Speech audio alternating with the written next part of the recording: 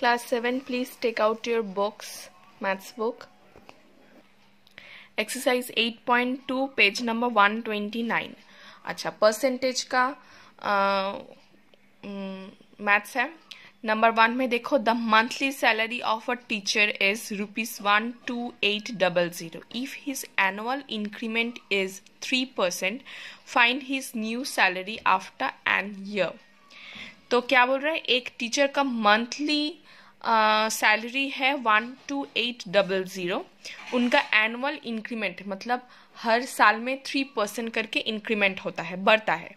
तो उसका new salary मतलब एक साल बाद न्यू सैलरी कितना होगा. ठीक है, तो चलो हम लोग करते हैं नंबर 1 का.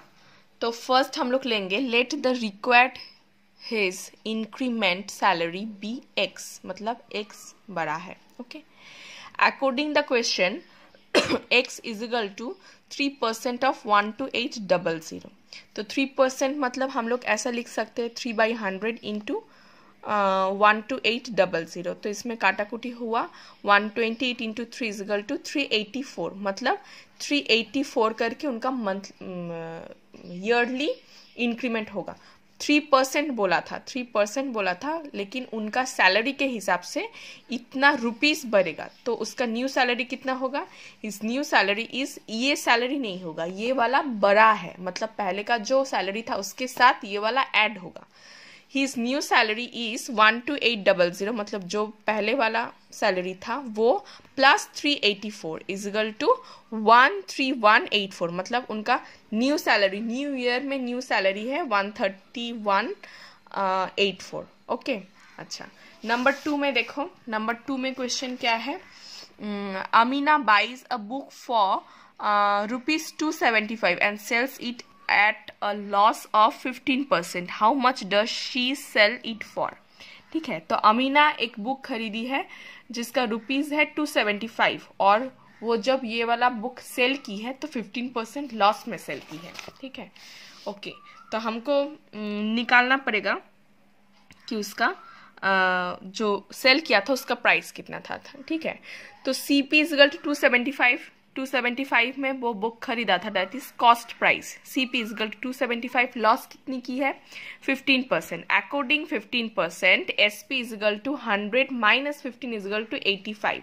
तो अगर वो मतलब 15% में अगर मैं सोचूं तो 100 रुपया, ठीक है, उसमें से 15% मतलब 15 रुपीज़. मतलब अगर बुक का दाम होता 100 रुपीज़ और 15 रुपीज़ वो लॉस की है तो उस बुक का कितना होगा 85 होता SP, मतलब सेलिंग प्राइस, मतलब जो बुक है वो सेल की है 85 रुपीज़ में. तो let the required SP be X.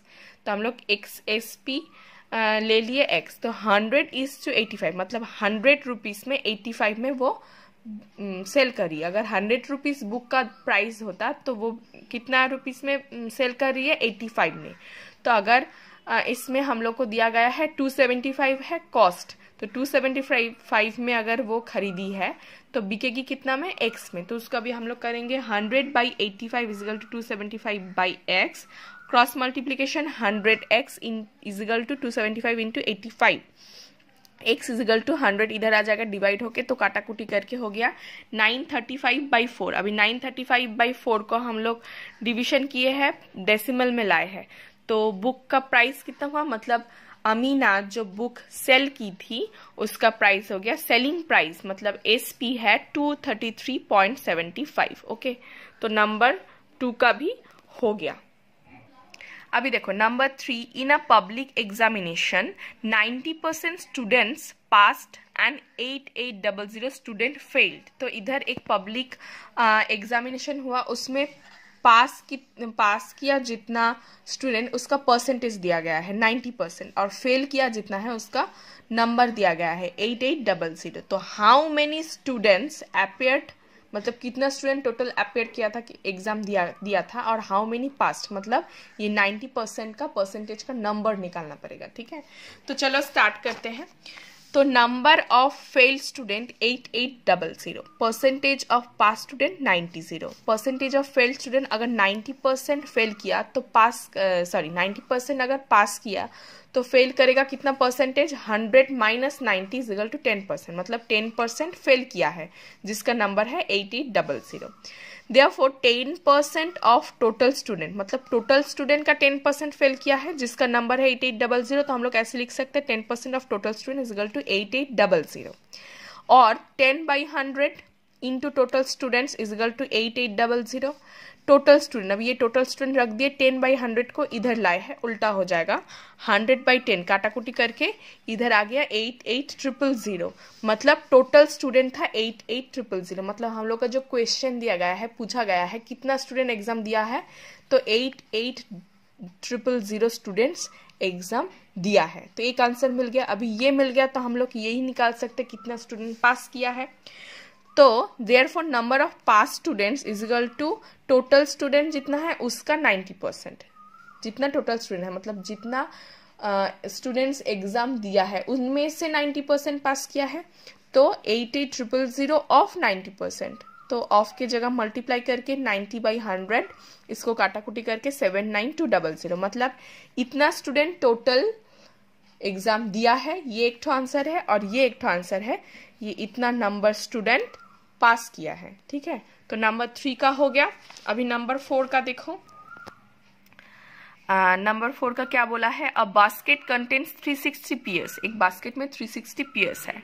Due to poor weather conditions about 15% pears got spoiled, तो पुअर वेदर के वजह से 15% pear स्पॉइल हो गया। Find the number of good pears, मतलब 360 पेयर्स में 15% पेयर्स गया, लेकिन बाकी कितना अच्छा पेयर्स बचा है। ओके, चलो करते हैं। Number of pairs 360, percentage of spoil pairs 15%, percentage of good pairs, अगर 15% बैड है तो गुड कितना है 100%, माइनस 15 इज इक्वल टू 85%, तो number of good pears is equal to 85% of 360। Total इतना था, उनमें से 85% अच्छा बचा है, तो 85% ऑफ 360 उसका ये करने से निकल के आ जाएगा। आंसर कितना आया 306 है गुड पेयर्स। इसमें मैं सभी जितना मैं सॉल्व की हूँ इसमें आंसर नहीं लिखी हूँ, आंसर तुम लोग खुद लिख सकते हो, वो तुम लोग खुद लिख लेना। कुछ प्रॉब्लम होगा तो मैं बाद में तुम लोग को जब स्कूल खुलेगा मैं दिखा दूंगी। ठीक है, तो नंबर 4 का हो गया। अभी देखो नंबर 5 का। नंबर 5 का क्या है, 2% of commission on sale of property equals 4240, what is the value of property. ठीक है, तो प्रॉपर्टी है ₹4240 का 2% कमीशन में सेल होगा, तो क्या करेंगे, let the required property be x according the question. 2% of x is equal to 4240। अब इसको सॉल्व करेंगे, 2% मतलब 2/100 इंटू एक्स, 4240x। अभी इसको पूरा इधर ले जाएंगे तो 100/2 हो जाएगा, 4240 इंटू 100/2 काटाकुटी करने से 2120 इंटू 100, 212000। ओके, तो ये हो गया आंसर। ठीक है, अभी चलो नंबर 5 का हो गया। नंबर 6 का देखेंगे। नंबर 6 का क्या क्वेश्चन है, 6000 is borrowed at 8% rate of interest PA, find the interest and amount of 3 years। Okay, तो 6000 रुपीज बोर्ड किया है, मतलब प्रिंसिपल है 6000, रेट है 8%, टाइम है 3 ईयर का टाइम है। अभी इंटरेस्ट निकालने का एक बहुत इजी प्रोसेस है जिसका फॉर्मूला है इंटरेस्ट और सिंपल इंटरेस्ट। इंटरेस्ट भी हो सकता है और हम लोग इधर ऐसे भी लिख सकते हैं SI, मतलब simple interest is equal to P into R into T। P मतलब प्रिंसिपल, R मतलब रेट, T मतलब टाइम, बाई 100। अब इसमें वैल्यू पुट करेंगे, P के जगह 6000, R के जगह 8 और टाइम के जगह 3/100, काटाकुटी करके हो गया 1440। मतलब हम लोग का इंटरेस्ट मिलेगा, हम लोग जो 6000 जमा किए थे उसका रेट लगा 8%, तो उसमें क्या होगा 1440 इंटरेस्ट मिलेगा। तो हमको टोटल अमाउंट मेरा कितना होगा, टोटल अमाउंट निकालने में क्या करना पड़ेगा, जो प्रिंसिपल जो जमा किया गया था प्रिंसिपल के साथ इंटरेस्ट ऐड होता है, तो हमको टोटल कितना मिलेगा 6000 प्लस 1440 0 इजगल टू 7440। तो ये एक ठो आंसर है और ये एक ठो आंसर है, ठीक है। तो इसको तुम लोग लिख लेना आंसर सही तरीके से। अच्छा, नंबर 7 का देखो, नंबर 7 का क्या बोल रहा है। Divya borrows a sum of 1200 at the rate of 5%।